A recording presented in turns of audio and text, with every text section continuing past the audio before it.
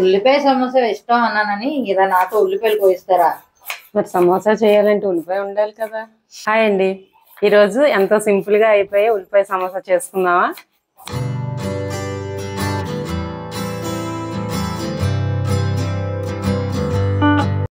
ఉల్లిపాయ సమోసాకి ఉల్లిపాయలో 4 ఉల్లిపాయలు చిన్న చిన్న ముక్కలు కట్ చేసుకొని, ఉల్లిపాయలు, ఒక క్యారెట్ చిన్న ముక్కలు కట్ చేసుకోవాలి. పచ్చిమిరపకాయలు కూడా చిన్న ముక్కలు 4 తీసుకున్నానండి. పొయ్యి వెలిగించుకొని మూగుడు పెట్టుకుందామండి. 4 స్పూన్లు ఆయిల్ వేసుకుందాం. ఉల్లిపాయ వేగినంత వరకు వేసుకుంటే చాలు. ఆయిల్ హీట్ అవ్వగానే ఉల్లిపాయ తరుగు వేసుకుందాం.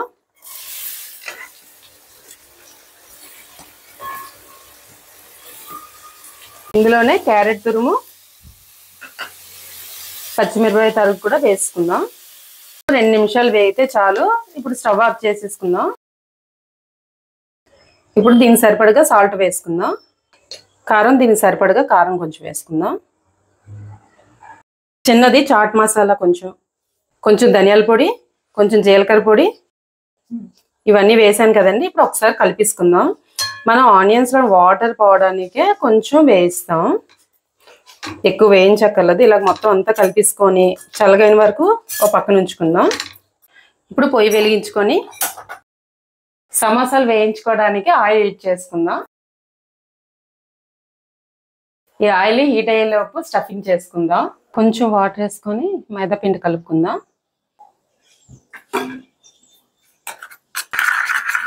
చూసారు కదా, మైదా పిండి ఇలా కలుపుకోవాలి.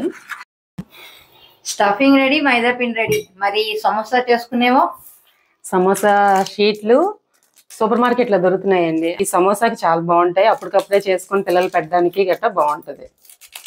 ఓకే, ఓపెన్ చేస్తాను సైరు గారు. చేయండి సైరు గారు.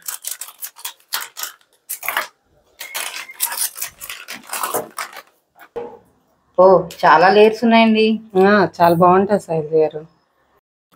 ఈ షీట్లు ఇలా ఉంటాయి పలుచగానే. వీటిని ఇలా ఫోల్డ్ చేసుకోవాలండి.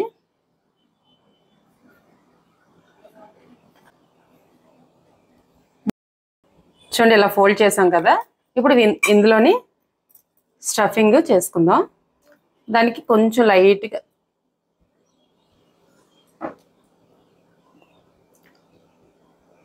ఇది సరిపోద్ది. ఇలాగా స్టఫింగ్ చేసుకున్న తర్వాత ఇప్పుడు దీన్ని రివర్స్లో ఇలా మళ్ళీ ఫోల్డ్ చేసుకోవాలి. చూసారు కదా, ఇప్పుడు ఈ గ్యాప్లోని ఇది క్లోజ్ అవుద్ది ఇలా మనకి. అప్పుడు మిగతాది మళ్ళీ ఇటు తిప్పి మైదా పిండి కలిపి ఉంచుకున్నాం కదా, ఇప్పుడు దీనికి లైట్గా రాసుకుంటే సమోసా విడిపోకుండా ఉంటుందండి.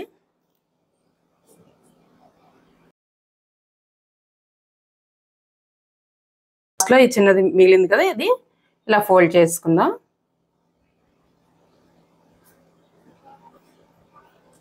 ఇలాగా అన్నీ తయారు చేసుకుందాం. వదిన గారు ఇద్దరు చాలా కష్టపడుతున్నారే. నేను చేసి పెట్టాను అనుకోండి, మీకు ఏంటంటే రాదు. రేపు పొద్దుట ఎప్పుడు సమోసా తినాలన్నా నన్నే చేయమంటారు. అందుకనేసి ఇప్పుడు నేర్పించేస్తే తర్వాత నేను వచ్చి తినొచ్చు మీ ఇంటి దగ్గర. సమోసా కావాలా అంటే చేసి పెడతారు అనుకున్నాను, ఇలా చేస్తారు అనుకోలేదు నేను. వదులు చేసి పెట్టాలి కానీ ఆడపడుచులు చేస్తారు ఇటు మీరు మరీను. మొత్తానికి నా సమోసాలు మాతోనే చేయించారు. నేర్పించాను. అలా అంటారా? చేయించలేదు, నేర్పించాను. చూసారా ఎలా పెట్టేశాను.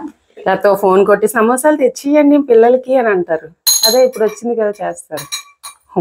సమోసాలన్నీ ఇలా ఫోల్డ్ చేసుకున్న తర్వాత ఆయిల్లో వేయించుకుందాం. ఆయిల్ హీట్ ఎక్కిందండి, ఒక్కొక్కటి వేసుకుందాం. పులి సమోసాలు అంటే పిల్లలకి పెద్దోళ్ళకి కూడా ఇష్టమే కదా.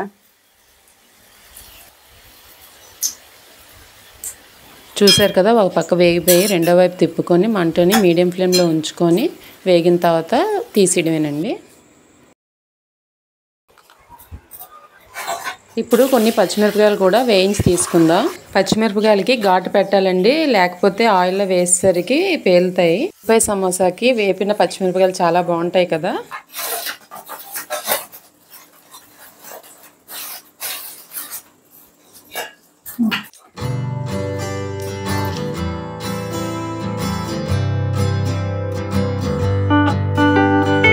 శైలజ గారు మీరు అడిగారు కదా వేడి వేడి సమోసా తిని చూడండి ఎలా ఉందో చెప్పండి.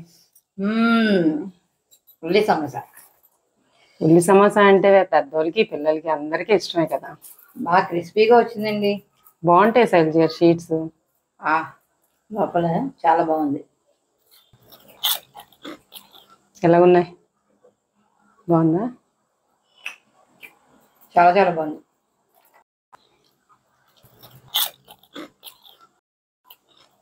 చాలా క్రిస్పీగా ఉన్నదా? బాగుంది. బాగా వచ్చాయి.